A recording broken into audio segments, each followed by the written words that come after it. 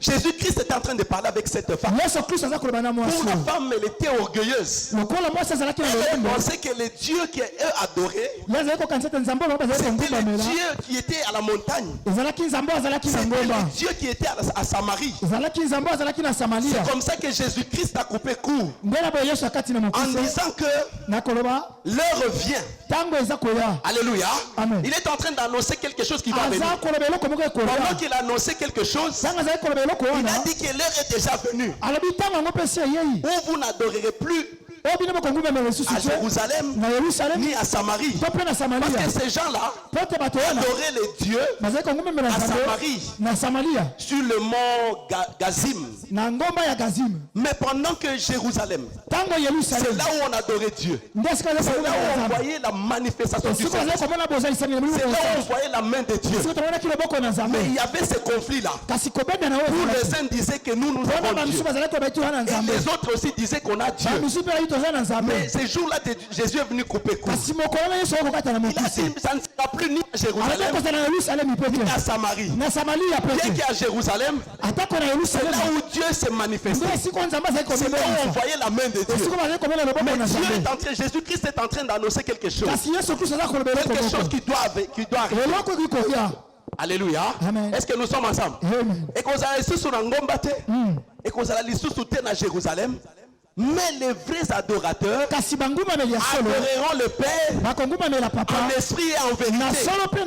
C'était difficile pour cette dame. Les vrais adorateurs. Donc la Bible parle de vrais adorateurs. S'il y a de vrais adorateurs, il y a aussi des faux adorateurs. Est-ce que nous sommes ensemble? Amen. Nous adorons tous Jésus, nous adorons tous Dieu, mais attention bien aimé, nous tous nous sommes des adorateurs, mais parmi nous il y a de vrais adorateurs.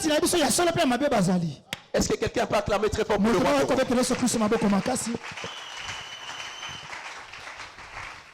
Nous adorons tous Jésus-Christ. Nous élevons tous Jésus. Mais il y a des faux et des vrais. Comme la Samarie était dans le faux.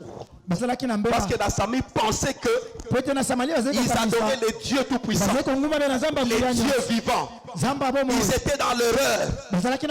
Tout simplement parce qu'ils ont mélangé les dieux là. Or, notre Dieu, on ne le mélange jamais. En acceptant d'autres personnes, ils ont adoré leur Dieu. Ils ont mélangé le Dieu d'Israël. Mais aujourd'hui, toi et moi, nous demandons à ce Dieu là, Seigneur Jésus, fais-moi voir ta gloire.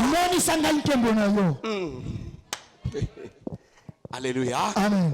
Fais-moi voir ta gloire. Il y a une gloire qui existe. Mais Jésus ce matin, Amen. Alléluia. Il est prêt. Parce que c'est lui-même qui a décrété cette semaine. Une semaine de miracles. Je sais que ton cœur saigne ce matin. Je sais que tu as des problèmes. Comme je venais de le dire tout à l'heure, le Dieu que je viens te prêcher aujourd'hui, il est le pourvoyeur de nos besoins. Alléluia. Amen. Il est le Dieu qui peut changer les chagrins en joie. Je pensais que j'étais en train d'enseigner les enfants de Dieu.